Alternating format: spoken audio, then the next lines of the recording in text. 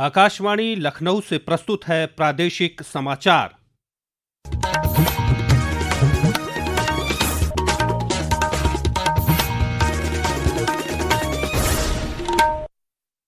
मुख्य समाचार। प्रदेश सरकार ने एक दिन में 37 करोड़ से अधिक पौधे लगाकर गढ़ा कीर्तिमान। मुख्यमंत्री योगी आदित्यनाथ ने कहा, वर्तमान को संवारने और भविष्य को सुरक्षित करने का संकल्प है यह महाअभियान। नीति आयोग की ओर से जारी आकांक्षी जनपदों की डेल्टा रैंकिंग में फतेहपुर को उत्कृष्ट प्रदर्शन के लिए मिला देश में दूसरा स्थान। प्रदान की गई 10 करोड़ रुपए की प्रोत्साहन राशि। पवित्र सावन माह को लेकर तैयारियां तेज, कांवड़ यात्रा के लिए रूट तय। श्री काशी विश्वनाथ धाम में स्पर्श और वीआईपी दर्शन पर रहेगी रोक। और राज्य में रुक रुक कर हो रही बारिश से बढ़ा नदियों का जलस्तर। बदायूं में गंगा और लखीमपुर खीरी में शारदा नदी उफान पर। वाराणसी में बदला गया गंगा आरती का स्थान।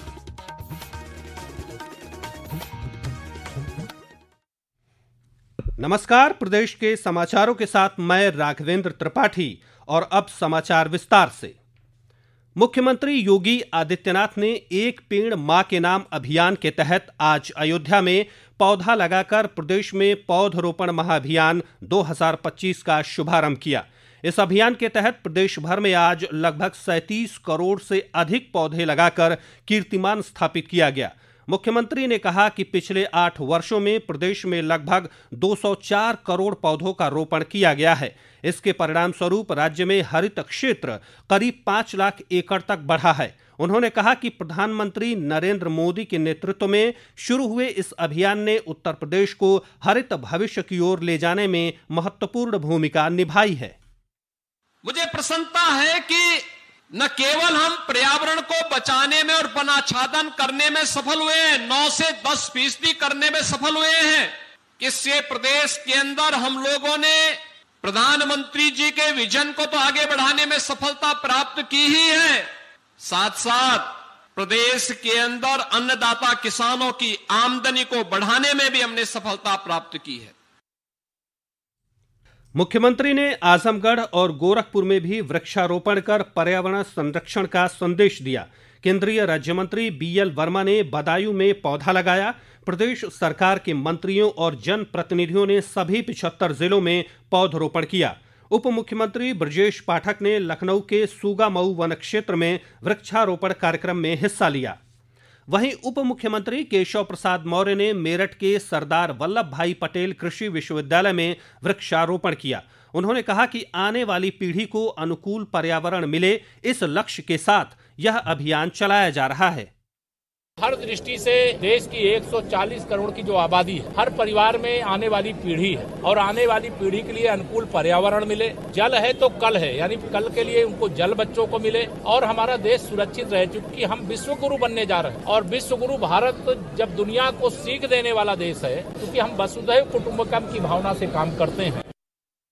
नीति आयोग ने देश भर के 112 आकांक्षी जनपदों की डेल्टा रैंकिंग में फतेहपुर जिले को शिक्षा के क्षेत्र में सुधारात्मक कार्य के लिए दूसरा और कृषि एवं जल संसाधन के क्षेत्र में चौथा स्थान दिया है। इस उत्कृष्ट प्रदर्शन के लिए जिले को 10 करोड़ रुपए की प्रोत्साहन धनराशि प्रदान की गई है। फतेहपुर के जिलाधिकारी रविंद्र सिंह ने बताया कि इस धनराशि का इस्तेमाल कर जिले में स्वास्थ्य, शिक्षा और कृषि जैसे क्षेत्रों में सुधार के लिए कदम उठाए जाएंगे।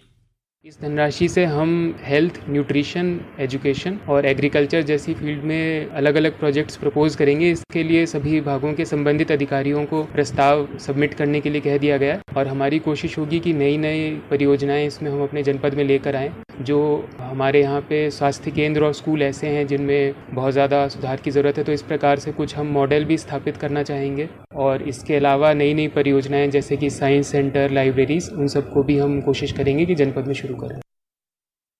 उत्तर प्रदेश लोक सेवा आयोग की समीक्षा अधिकारी और सहायक समीक्षा अधिकारी भर्ती 2023 की प्रारंभिक परीक्षा 27 जुलाई को प्रदेश के सभी 75 जनपदों में होगी। इसके लिए 2382 केंद्र बनाए जाएंगे। परीक्षा में 411 पदों के लिए 10,76,004 अभ्यर्थी शामिल होंगे। आयोग परीक्षा से 10 दिन पहले प्रवेश पत्र जारी करेगा। केंद्रीय राज्य मंत्री डॉक्टर रामदास आठवले ने आज प्रयागराज में आयोजित संविधान सम्मान सम्मेलन में हिस्सा लिया। इस दौरान पत्रकारों से बातचीत में उन्होंने महाराष्ट्र में हिंदी भाषा को लेकर उठे विवाद पर प्रतिक्रिया देते हुए कहा कि संविधान ने भारत के नागरिकों को देश के किसी भी हिस्से में रहने का अधिकार दिया है। ऐसे में भाषा को लेकर विवाद करना सही नहीं है। लखनऊ विकास प्राधिकरण अनंत नगर योजना के आदर्श खंड के 332 भूखंडों के लिए 11 जुलाई से 10 अगस्त तक ऑनलाइन पंजीकरण खोला जाएगा। आवेदन करने के लिए registration.lda-lucknow.in पर लॉगिन करके पंजीकरण पुस्तिका खरीदनी होगी। प्राधिकरण उपाध्यक्ष प्रथमेश कुमार ने बताया कि भूखंडों का आवंटन लॉटरी के माध्यम से किया जाएगा। यह समाचार आप आकाशवाणी लखनऊ से सुन रहे हैं। ताज़ा समाचार जानने के लिए आप हमारी वेबसाइट newsonair.gov.in पर लॉगिन कर सकते हैं। इसके साथ ही आप प्रादेशिक समाचारों का ये बुलेटिन हमारे YouTube channel news on AIR Lucknow पर भी सुन सकते हैं। शुक्रवार से शुरू हो रहे श्रावण माह के लिए प्रदेश भर के शिवालयों में तैयारियां पूरी की जा रही हैं। साथ ही कांवड़ यात्रा को लेकर भी समुचित व्यवस्थाएं सुनिश्चित की जा रही हैं। पेश है एक रिपोर्ट। कांवड़ यात्रियों की सुविधा और सुरक्षा के मद्देनजर पुलिस ने रूट डायवर्जन प्लान जारी कर दिया है। इसके अनुसार कांवड़ यात्रा मार्ग के अंतर्गत आने वाले मुजफ्फरनगर, गाजियाबाद, सहारनपुर, मेरठ, हापुड़ समेत विभिन्न जिलों में भारी और कमर्शियल वाहनों का प्रवेश प्रतिबंधित रहेगा। वहीं खाद्य सुरक्षा और औषधि प्रशासन ने कांवड़ यात्रियों की सुविधा के लिए खाने पीने की दुकानों पर QR कोड लगाने का प्रावधान किया है। इन QR स्टिकर कोड को स्कैन करके कांवड़ यात्री भोजनालय या दुकान का लाइसेंस नंबर, मालिक का नाम, जगह और मेनू डिटेल समेत अन्य महत्वपूर्ण जानकारियाँ हासिल कर सकेंगे। आकाशवाणी समाचार कक्ष से शैलेंद्र शर्मा। उधर वाराणसी में श्रद्धालुओं की सुविधा के लिए श्री काशी विश्वनाथ धाम में खास इंतजाम किए जा रहे हैं। श्री काशी विश्वनाथ धाम मंदिर न्यास के कार्यपालक अधिकारी विश्वभूषण मिश्र ने बताया कि सावन माह के दौरान स्पर्श दर्शन पूरी तरह बंद रहेगा। साथ ही VIP दर्शन पर भी रोक रहेगी। उन्होंने श्रद्धालुओं से अपील की कि न्यास की ओर से जारी की गई एडवाइजरी को ध्यान में रखकर ही भक्त दर्शन करने के लिए आएं।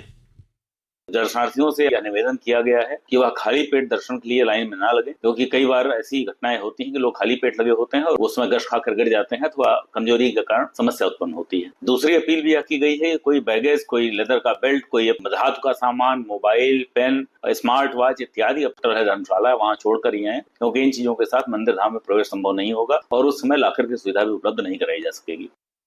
वाराणसी के जिलाधिकारी सत्येंद्र कुमार ने बताया कि काशी विश्वनाथ मंदिर सहित अन्य शिव मंदिरों में भी दर्शन की सुगम व्यवस्था के साथ सुरक्षा के पुख्ता इंतजाम किए गए हैं।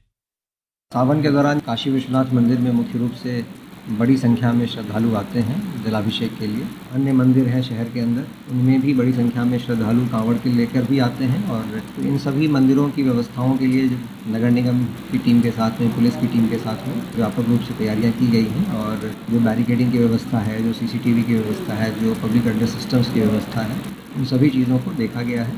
सभी जगहों पे किसी भी श्रद्धालु को कोई किसी प्रकार की परेशानी न हो, इसके लिए समुचित व्यवस्थाएं कराई जा रही हैं।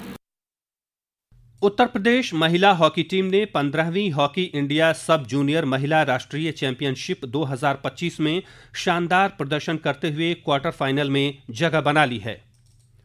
प्रदेश के विभिन्न जिलों में बारिश के कारण नदियों का जलस्तर तेजी से बढ़ रहा है। बदायूं में गंगा और लखीमपुर खीरी में शारदा नदी का जलस्तर खतरे के निशान के पास पहुंच गया है। वाराणसी में गंगा के बढ़े जलस्तर के कारण गंगा सेवा निधि ने मां गंगा का दैनिक आरती स्थल 10 फीट पीछे स्थानांतरित कर लिया है। दशाश्वमेध घाट से 80 घाट तक सभी आरती अपने तय जगह से ऊपरी जगहों पर आयोजित की जा रही है। मौसम विभाग ने बांदा, चित्रकूट, सोनभद्र, मेरठ समेत आसपास के जिलों में आगामी 24 घंटों में भारी बारिश का अलर्ट जारी किया है। और अंत में मुख्य समाचार एक बार फिर। प्रदेश सरकार ने एक दिन में 37 करोड़ से अधिक पौधे लगाकर गढ़ा कीर्तिमान। मुख्यमंत्री योगी आदित्यनाथ ने कहा, वर्तमान को संवारने और भविष्य को सुरक्षित करने का संकल्प है यह महाअभियान।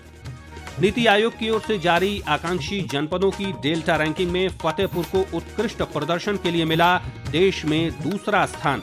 प्रदान की गई 10 करोड़ रुपए की प्रोत्साहन राशि।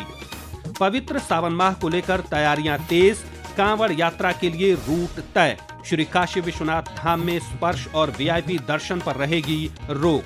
और राज्य में रुक रुक कर हो रही बारिश से बढ़ा नदियों का जलस्तर, बदायूं में गंगा और लखीमपुर खीरी में शारदा नदी उफान पर। वाराणसी में बदला गया गंगा आरती का स्थान। इसी के साथ प्रादेशिक समाचारों का ये बुलेटिन समाप्त हुआ। अगला बुलेटिन रात 8 बजे FM पर प्रसारित किया जाएगा। नमस्कार।